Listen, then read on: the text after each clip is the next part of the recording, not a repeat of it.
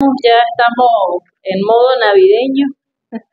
Bienvenidos, bienvenidas a la novena sesión del diplomado ordinaria, más dos extraordinarias que tuvimos con el profe Jaimes. Ya la próxima semana cerramos con la 10ª ponencia de este ciclo, que ha sido bastante interesante, en el sentido de que hemos desde acá trabajado en función de la historia y la cultura, y es un poco darle contexto histórico al próximo bloque, que es el bloque geopolítico de análisis de la realidad actual de Venezuela y el mundo, y Venezuela con el mundo. Hoy nuestro ponente es el profesor Santo Romero Coronel, ingeniero agrónomo de la Luz en el año 1986, especialista en genética animal, magíster en producción animal. Tiene doctorado en estadística aplicada por la Universidad de los Andes. Es doctor en gestión para la creación intelectual. Tiene posgrado en ontoepistemología del conocimiento, posgrado en investigación educativa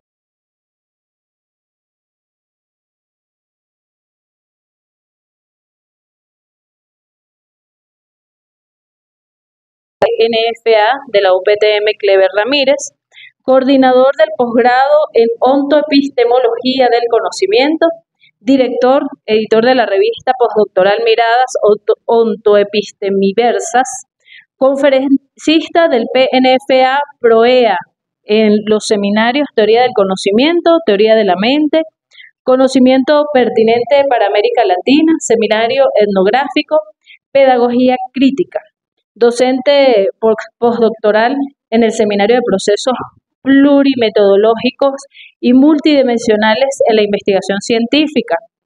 Honor al mérito en el año 2002 por la Alcaldía de Maracaibo, Orden Ciudad de Maracaibo del Estado Zulia. En el 2019 recibe la distinción Honor al mérito de la Alcaldía del Municipio Libertador del Estado Bolivariano de Mérida.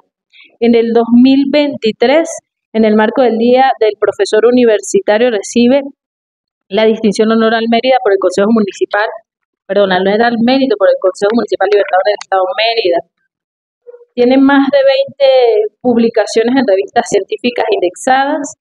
Es autor de 3 libros: el libro Semillero Estudiantil, Visión Holística del Fortalecimiento de la Academia Editorial Academia Española. Es Praxis Educativa Ontoepistémica en los programas nacionales de formación, una mirada desde el paradigma educacional crítico. Cultura socialista bolivariana, una visión transcompleja desde la creatividad intelectual universitaria.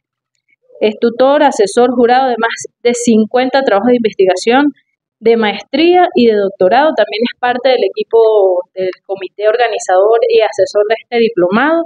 Es nuestro enlace directo con la UPTM Clever Ramírez para la acreditación del diplomado, y gracias al profe tenemos la acreditación de la UPTM Clever Ramírez para este diplomado. Entonces recibimos con un fuerte aplauso al profesor Santo Romero Coronel y su ponencia, Visión compleja de la cultura hacia una concepción bolivariana y latinoamericanista. Gracias, Evelyn, de verdad, gracias y complacido de estar aquí en este diplomado y formar parte del equipo organizador, juntamente con todos quienes estamos impartiendo el programa. Estamos en modo navideño. Desde octubre dijo el presidente que estamos en modo navideño. Así que vamos a asumirlo como tal y de alguna manera recibir este año como debe ser. Bueno, saludo a la audiencia virtual y saludos a ustedes los presentes. Vamos a impartir un pequeño seminario relacionado con la visión compleja de la cultura hacia una concepción bolivariana y latinoamericanista. La dinámica es que al final hacen las preguntas, que luego algo así, ¿no? O sea, vamos a ver la charla completa y ustedes toman las inquietudes necesarias. ¿De acuerdo? Ok, vamos a conceptualizar 2 cositas que son importantes para poder adentrar. Porque hablar de visión compleja y de cultura, no estoy hablando de la cultura de la gastronomía, ni estoy hablando de la cultura de la música.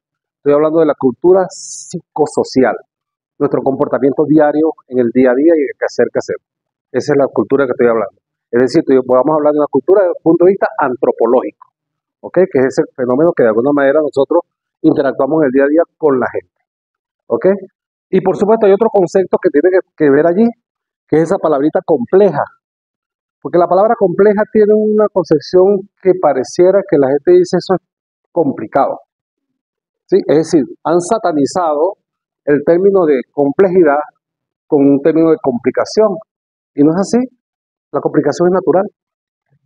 Es complejo aquello que de repente nosotros digerimos, comemos todos los días y ocurre un proceso metabólico en el cuerpo que permite a nosotros que funcionemos normalmente. Eso es complejo.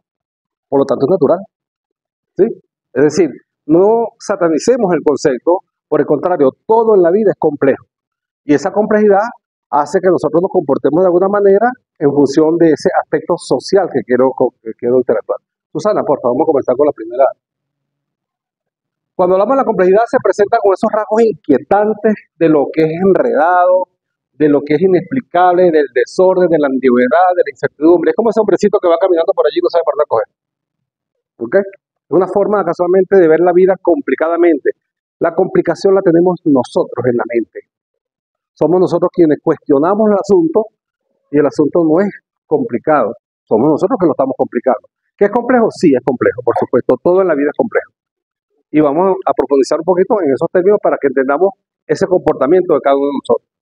Este señor que está aquí, Edgar Morin, o Edgar Morán, como algunos lo pronuncian, el francés, tiene 103 años el viejito y todavía da que hacer. Asesor de la UNESCO y es el padre del paradigma complejo. Es quien de alguna manera desarrolla, desarrolla todo el paradigma complejo en cuanto al concepto de la complejidad. Ahora, ¿qué se trata en este momento? Tratar de ejercitarse en un pensamiento capaz de intentar dialogar con lo real. Vamos a tratar de ver esa complejidad de ese día a día con lo real. Desde la célula, que es el microorganismo más pequeño que tenemos nosotros en nuestro cuerpo, en las 50, 70 billones de células que tenemos en nuestro organismo, todas son complejas. Y funcionan metabólicamente. Pongo el ejemplo más sencillo, que es la célula, porque es la cosa más compleja que tenemos. ¿Cuántos sistemas tenemos nosotros en nuestro organismo? El sistema respiratorio, el sistema endocrino, el sistema digestivo, ¿sí? Y todos cumplen una función que están en totalmente armonía, equilibrada, que hacen que las cosas metabólicamente sean complejas. Somos nosotros que lo desequilibramos cuando ingerimos alimentos, por ejemplo, que realmente alteran el sistema normal. Y esa ingesta o esa ingesta de alguna manera afecta el comportamiento de nosotros y nos da una indigestión. ¿Okay? Esa situación, por supuesto, somos nosotros que la estamos desequilibrando. Quiere decir que somos nosotros en el pensamiento quienes desequilibramos la cosa en nuestro accionar día a día. En ese comportamiento diario somos nosotros quienes lo alteramos. Susana, por favor. Vamos a empezar entonces a definir el concepto de cultura. Ya hablamos un poquito de complejidad, entonces vamos a hablar qué es cultura y vamos a hablar cultura desde la complejidad. Es decir, el concepto que define Edgar Morin en la complejidad. Dice Edgar Morin casualmente en su libro definido como los 7 saberes para la educación del futuro. Gracias. Te lo iba a comentar, yo creo que prefería que... ¿Sí? Eso, gracias. La cultura, este es el punto de partida. Vamos a internalizar esto para que entendamos todo el ensayo de la tarde. La cultura está constituida por todo el conjunto de saberes. El saber hacer, las reglas, las normas, las contradicciones, las creencias, las ideas, los valores, los mitos, los cuentos, todo eso es cultura. Se transmite de generación en generación, se reproduce en cada individuo y controla la existencia de la sociedad. Hemos escuchado muchas veces que decían, mi abuelita lo decía así y así lo hago yo. Es decir, que de generación en generación nosotros vamos transmitiendo un concepto.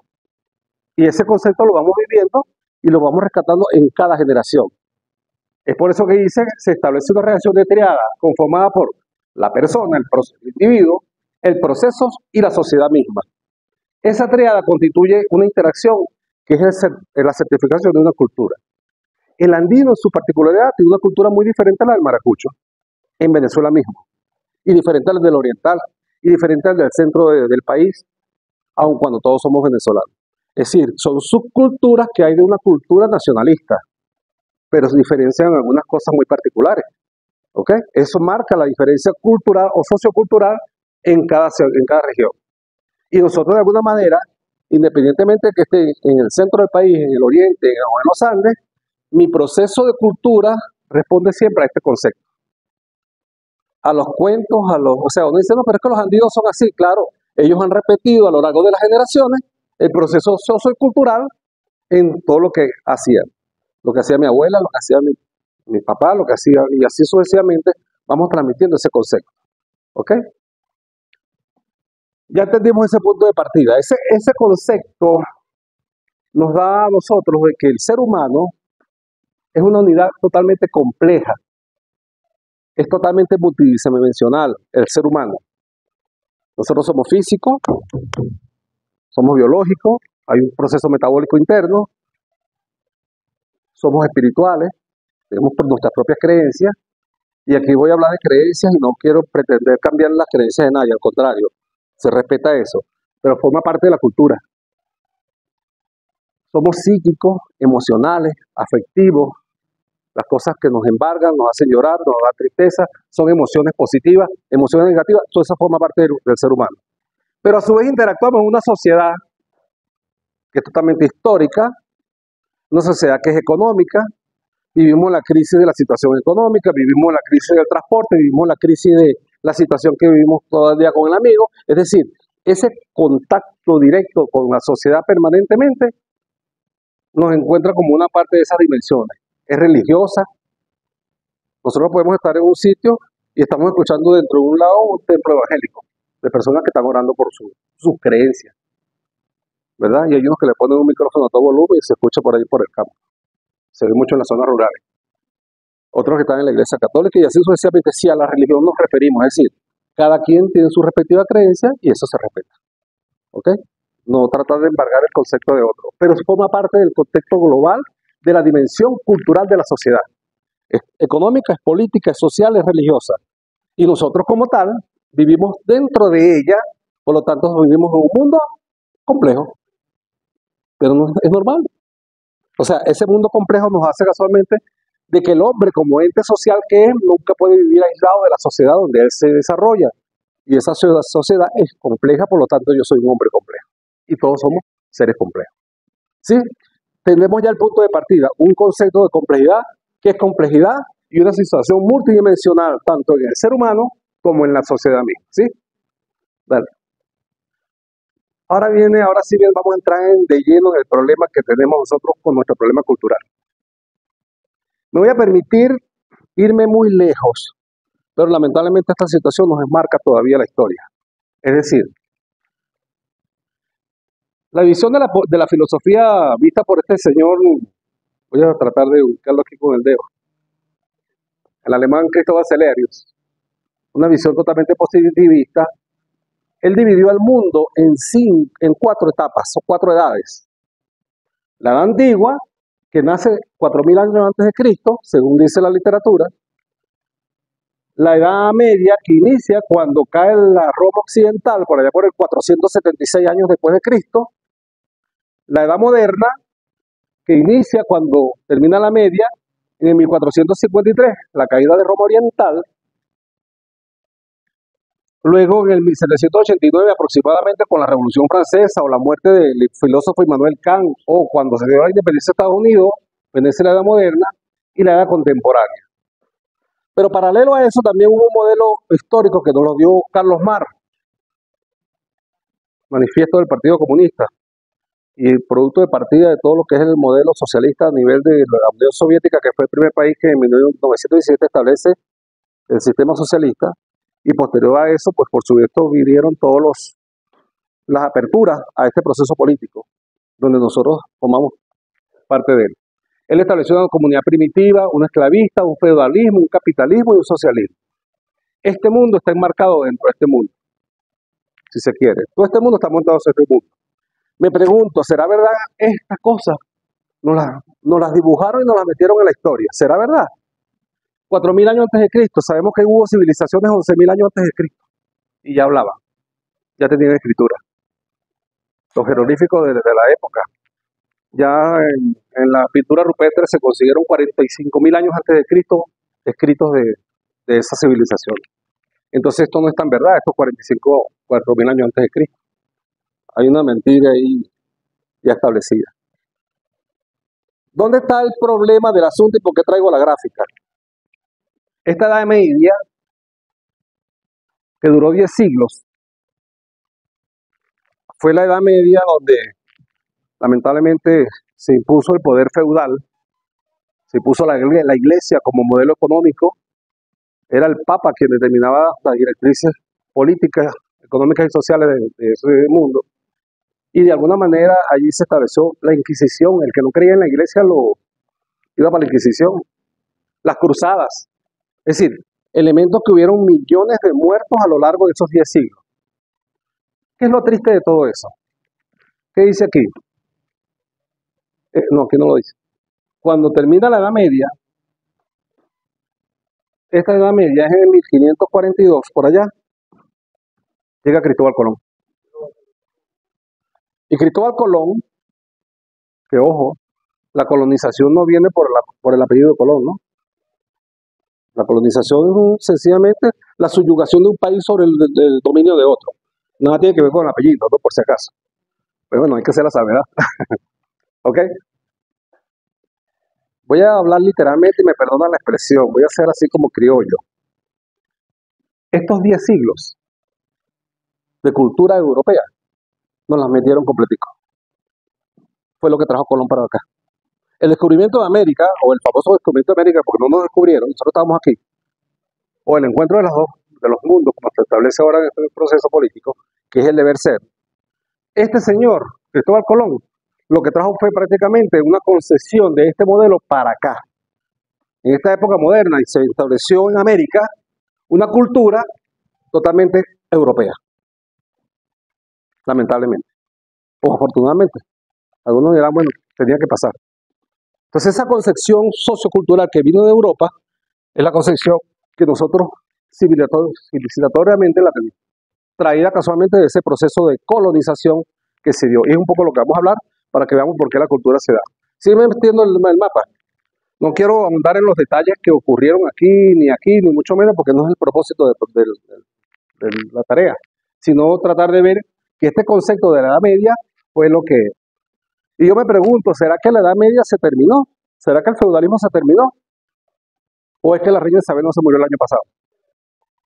¿Verdad que se murió el año pasado? Es decir, que la tenemos vivita, no a la reina, me refiero al feudalismo. ¿Sí? Y en Dinamarca lo tenemos y en España lo tenemos.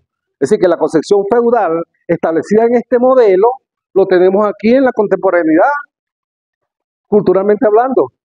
¿Sí? Estamos tratando de ser críticos ante el escenario. Susana, porfa. Entonces, ¿qué fue lo que se dio ahí? Un colonialismo colonial, cultural. Este colonialismo trajo todo, este proceso trajo consigo la europeización de los territorios conquistados, en este caso los de América, introduciendo las instituciones políticas en el nuevo continente, como la iglesia, principal forma de dominio. Ojo, no estoy haciendo peyorativo cuando estoy hablando de lo que como estructura organizacional se refiere, ¿no? Sin hacer alusiones de creencias. Forma de dominio cultural y domesticación familiar y social, los ayuntamientos y la encomienda. Es decir, nuestra cultura obedece estructuralmente nuestro pensamiento por un fenómeno europeo. ¿Y qué se convirtió la historia de Venezuela nosotros cuando la veíamos en bachillerato? Los que vimos Historia Universal, ¿qué veíamos? Europa, los fenicios, Grecia, o sea, era Europa el centro. El centro se convirtió en el centro del mundo. Y no en vano un grupo de personas allá en Europa establecieron el meridiano de Greenwich. Casualmente pasa por el meridiano de Greenwich, que Greenwich es la provincia de Inglaterra, donde está el meridiano que divide el mundo en dos mitades. Y ahí están los paralelos de los usos horarios. Es decir, es una concepción totalmente, y todavía los europeos dicen que ellos son el centro. En su estructura de pensamiento, ellos dicen que ellos son el centro y los padres del mundo. Exacto, nosotros somos aquellos. Dale, Susana. El eurocentrismo era colocar a Europa en el centro del mundo, y así lo lograron, con el fin de conquistar el mundo y sus valores socioculturales, y vaya que lo hicieron, ¿cuántas? Y no quiero seguir insistiendo con la iglesia, ¿cuántas iglesias están bañadas en oro? En muchas paredes, en Ecuador, por ejemplo, en Italia, están bañadas en oro las paredes, ¿por qué? ¿Oro de dónde? De aquí. Es una extracción totalmente de nuestra riqueza material. Y por supuesto, esos fueron patrones de modelos universales, llegando en el último término a identificar la historia de los europeos y sus relaciones como la historia universal, lo acabo de decir. Es decir, esa estructura de cómo distribuimos nosotros la sala de la casa, el comedor, la mesa, la cocina y los espacios y el baño atrás, es europeo. Son los nuestros.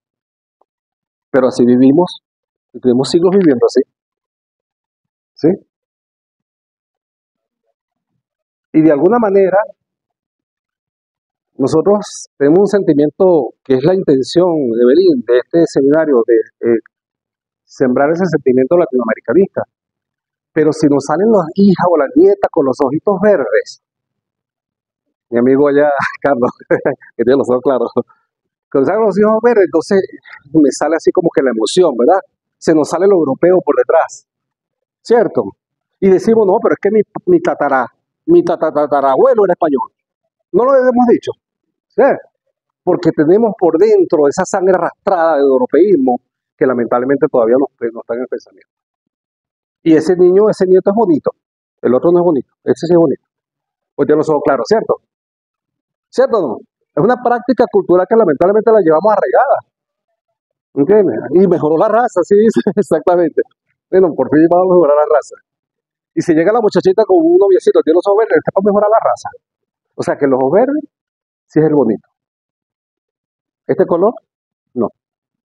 Eso lo tenemos nosotros estructurado en el pensamiento por el concepto que les dije al principio, de generación en generación.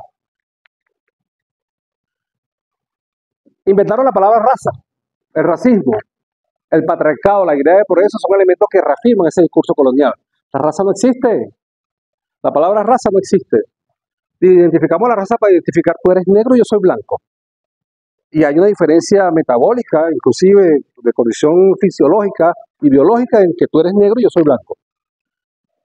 Pero ese negro es el otro, el bárbaro, el primitivo, el indio.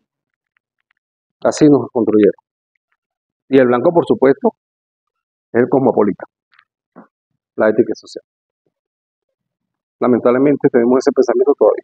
Y eso es parte de lo que debemos constituir y crear conciencia. Ojo, no estoy haciendo un regaño, discúlpenme, no me malinterpreten.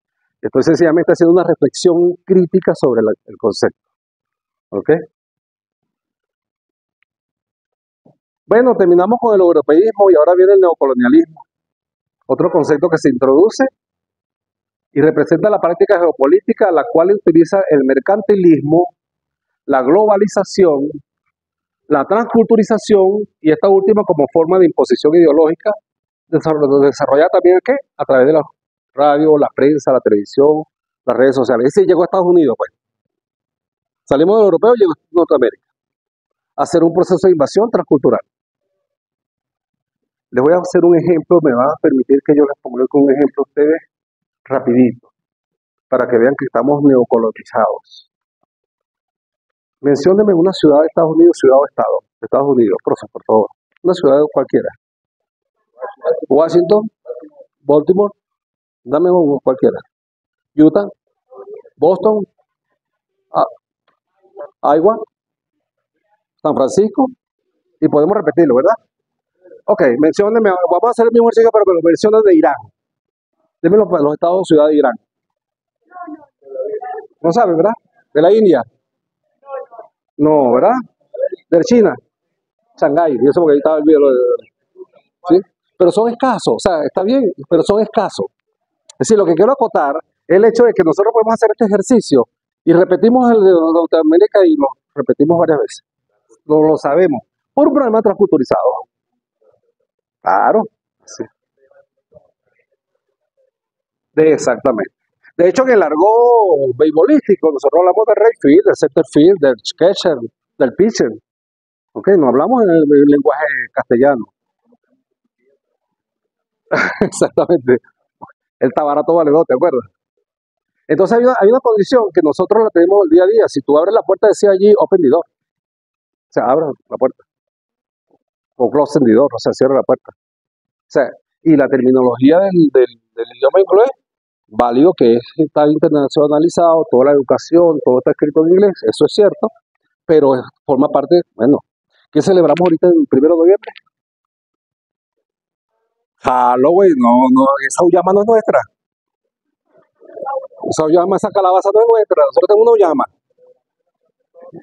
Ah, celebramos en la Plaza de Toro, exacto.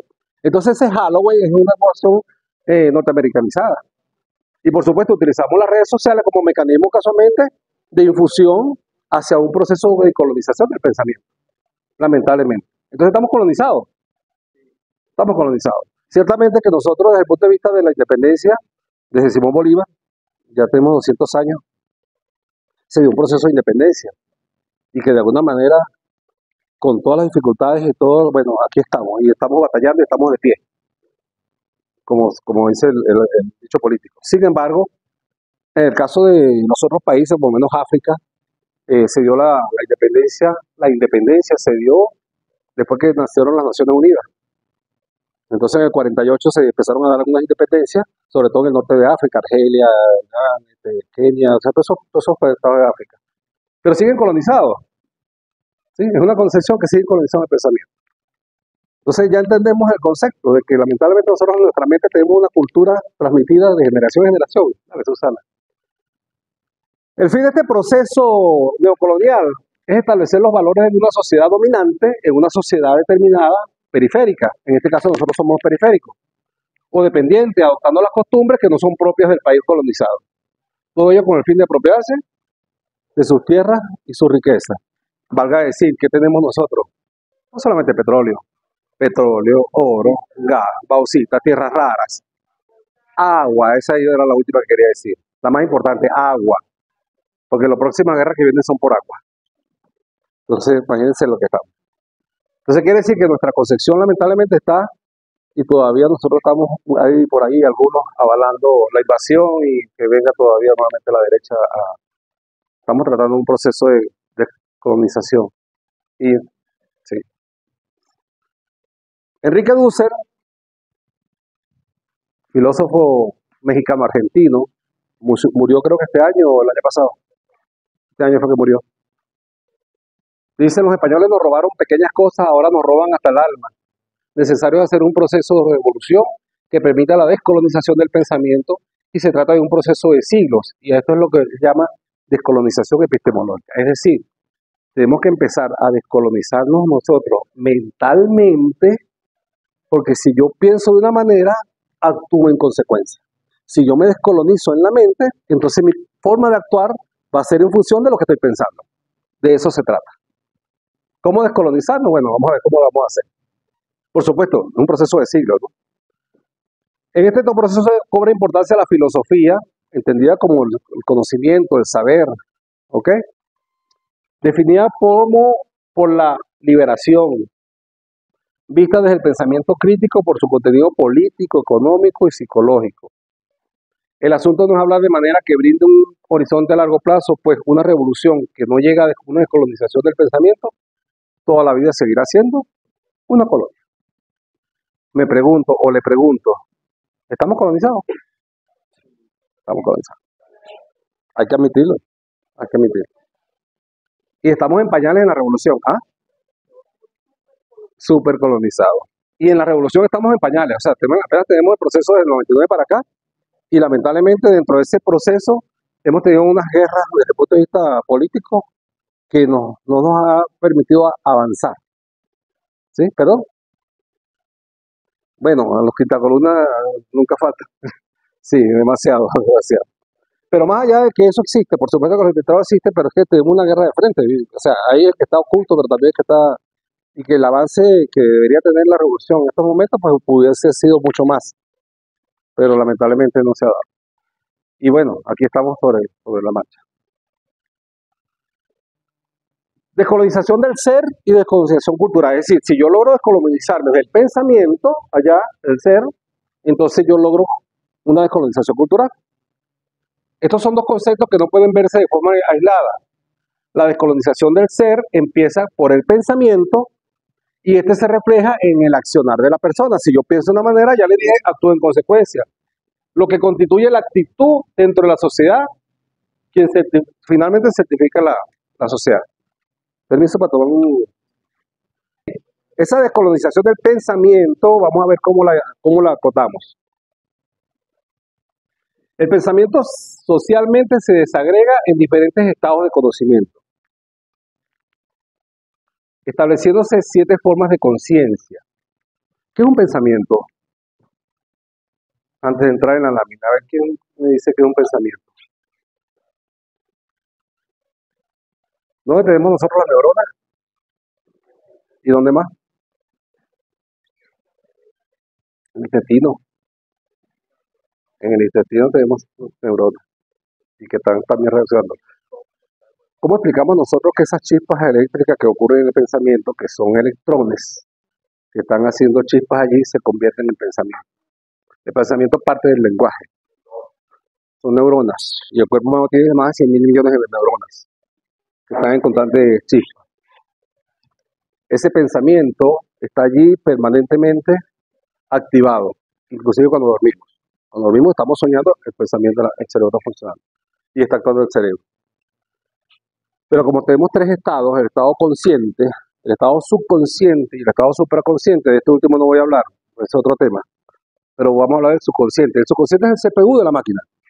El CPU de esto, donde grabamos la información, es el subconsciente. Y está grabado, óigase bien, está grabado desde que estamos en gestación. Desde que el cerebro toma vida, el proceso de gestación, está grabado las cosas que están pasando. Y de que queremos niños, está grabado toda la información. Y en cualquier momento sale. Si conscientemente, en mi estado de conciencia, yo no controlo el subconsciente se puede manifestar. Y se manifiesta y actúa y yo, bueno, ¿por qué yo hice eso? Usted no ve esos carritos que se dejan los palos los fines de semana y dice, ay, yo no sabía, yo no sé por qué hice eso. Algunos son excusas, ¿no? Otras sí son de verdad, porque no saben por qué lo hizo. Hay cosas grabadas en nuestro subconsciente que salen a reducir en la vida y no sabemos por qué. Pero están grabadas. Están marcadas en nuestros estados emocionales. Yo lo digo a ustedes, recuérdense de su torta cuando tenían 7 años y se acuerdan rapidito. ¿Cierto? A lo mejor no era 7 años, a lo mejor era 6 años, pero se acuerdan. Porque estaba grabado. O sea, la capacidad cerebral está tan infinita y todo eso se traduce en el pensamiento. Ese pensamiento, que son chispas electrónicas, es lo que nosotros llamamos el estado de conciencia. Y se establecen 7 estados de conciencia. Hay una conciencia política, allá en la primera línea y al final. Hay una conciencia jurídica, hay una conciencia ética, hay una conciencia religiosa, hay una conciencia filosófica, hay una conciencia estética, hay una conciencia científica, inclusive hoy podemos hablar de una conciencia cibernética, inteligencia artificial o digital. Es decir, que nosotros tenemos 8 estados de conciencia que lo podemos desarrollar en nuestra práctica, porque todos esos elementos jurídicos, políticos, religiosos están en la sociedad. E interactuamos, ya lo dije al principio, ¿verdad? Entonces esos estados de conciencia es lo que me permite a mí, si yo logro entender de manera crítica cada uno de esos estados de conciencia, entonces yo puedo poder controlar mi pensamiento equilibradamente. Y si yo logro controlar esos pensamientos, tanto políticos, porque no me puedo dejar convencer por lo que dice el Instagram o el Telegram o la cosa o el WhatsApp, por cada mensaje, porque me estoy dejando influenciar, soy repetidor de las cosas y le hago eco a las cosas. No, crea conciencia crítica de las cosas. Crear conciencia crítica es problematizar el punto. ¿Será verdad? Vamos a cuestionarlo, vamos a averiguarlo, vamos a decir. Y eso forma parte de crear conciencia. Y en cada elemento yo creo que el ciencia. No decirle amén a todo porque así lo dijo, porque lo dijo por la de tal. Hay que decir amén, no, porque también se equivocó. O sea, creamos conciencia desde el punto de vista crítico de la cosa. Y al tomar conciencia crítica, entonces nosotros podemos razonar, oye, no, para ahí no es la cosa. Los tiros van por este lado.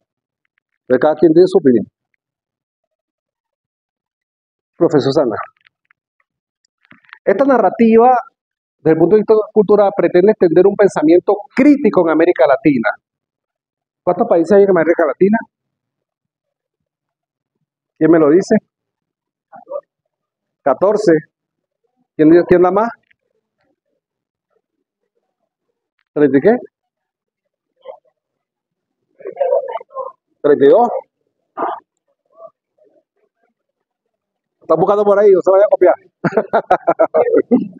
¿Ah? Ya, me voy a bajar aquí. Desde Río Bravo, frontera de Estados Unidos con México, hasta la Patagonia, sur de Argentina, son 33 países.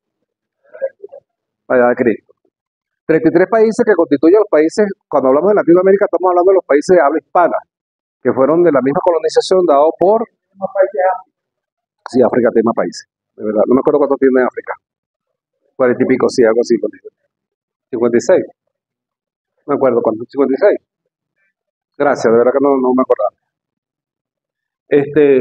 En el caso de Venezuela, porque la habla hispana tiene que ver casualmente con la Constitución latinoamericana, es de los países de la lengua, de los países invasores, España, Francia, Portugal, y por eso que tenemos a Brasil, que habla, pero tenemos las Antillas irlandesas aquí que hablan holandés, pero son latinoamericanos. Hay dos países en Latinoamérica que no son latinoamericanos. ¿Cuáles son?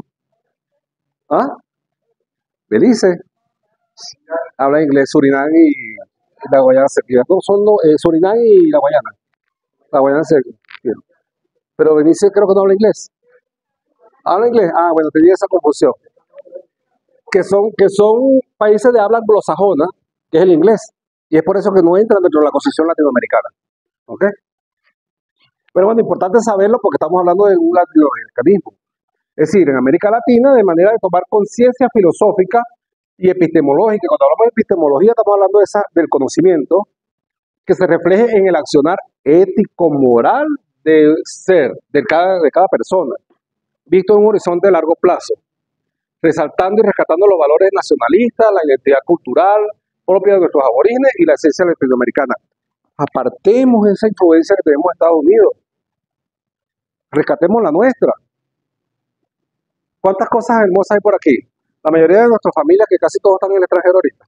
Tenemos ahora familia en todo el mundo, con el proceso de migración. De alguna manera se toman las fotos por ahí en los países donde están, en España, y lo ponen como que esto es lo máximo ahorita. Y las cosas que verdaderamente Venezuela tiene son tan hermosas, pero no las tenemos a un lado.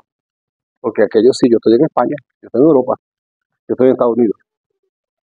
Entonces son cuestiones que debemos rescatar. Exacto. Sí. ¿Ah? Así es, así es. Lamentable todo eso. Pero bueno, lo importante es que tomemos esa conciencia de rescatar lo nuestro, los nacionalistas, los venezolanistas, los bolivarianistas. Esa liberación a la que referimos ética moral no solamente es para nosotros, sino a las instituciones, a la mentalidad y a los comportamientos que son heredados de la modernidad occidentecéntrica, esa que nos vendieron y que nos introdujeron por el colonialismo.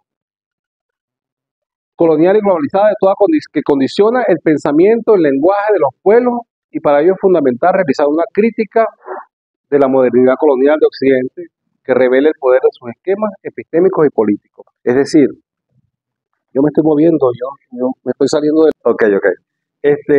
Entonces, no solamente, fíjate que cuando el gobierno llegó, de alguna manera empezó a darle un contexto de nombre y cambió los ministerios, Ministerio del Poder Popular para. O sea, esa concepción, aun cuando de repente tuvo asidero, porque los nombres están allí, pero no bastaba solamente el nombre. Por lo menos hubo un nombre, ya sabemos que es el Poder Popular. Y se siembra la palabra Poder Popular, las comunas, el poder de las comunidades, el Consejo Comunal, ¿sí? O sea, hay una siembra que de alguna manera empieza a ser mella. Tendrá su efecto más adelante, pero está haciendo mella. Pero no bastaba solamente el nombre del ministerio. Había que cambiar la estructura completa, el funcionamiento, porque todavía sigue siendo el ITESCO. Todavía sigue diferencial, y yo estoy en el carro, yo estoy aquí arriba. Entonces todavía no se ha logrado el efecto realmente de la acción de ese nombre Ministerio del Poder Popular para. Es parte todavía de lo que hay que internalizar en los procesos de transformación política.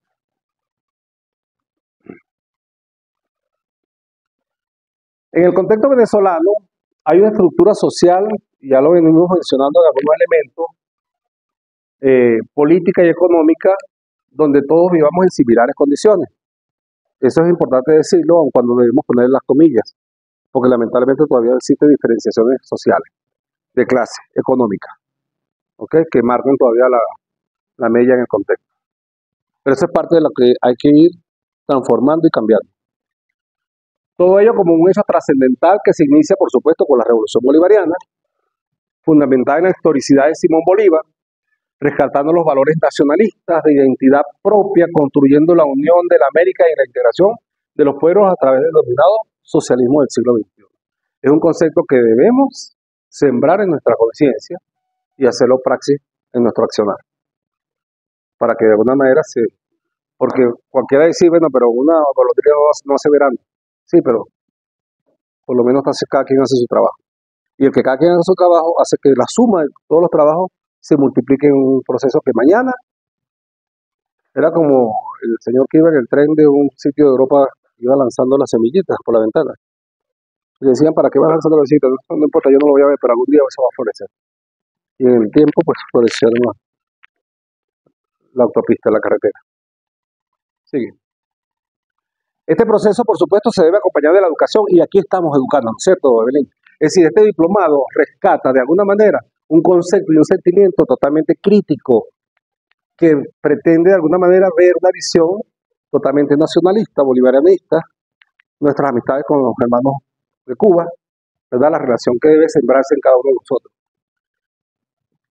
Sobre todo en la contribución a la autoformación de la persona, o sea, aprender a asumir la condición humana. Se trata de aprender a vivir, se trata de convertirse en un ciudadano en democracia política social definido por su solidaridad, responsabilidad y respeto a sí mismo y, por supuesto, a sus semejantes, que somos todos hermanos. Somos todos venezolanos, de paso todos somos andinos. Bueno, yo no soy andino, yo soy importado aquí, yo soy de tierra de costa, de Paraguaná, pero somos hermanos, ¿cierto? Y eso es parte de la vivencia de tener ese sentimiento que nos identifica social, política y culturalmente. Una revolución que no llega a una descolonización del pensamiento seguirá siendo una colonia. Gracias a ustedes por la audiencia.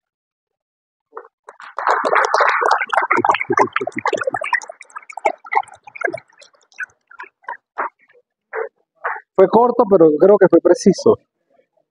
Fue preciso.